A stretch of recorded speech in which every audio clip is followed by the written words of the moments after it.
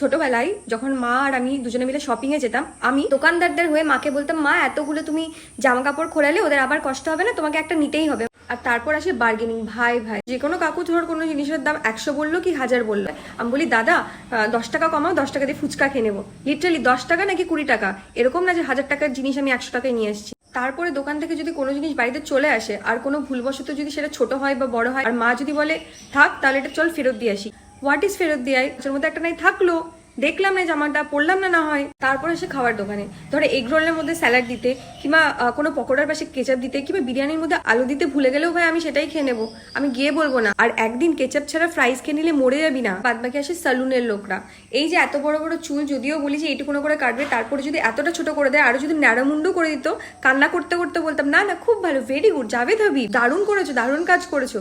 তবে মুখের উপর বলে আসতে পারবো না এটা কি করেছো তুমি, ক্ষমা কর আমাকে, আই কান্ট কনফ্রন্ট।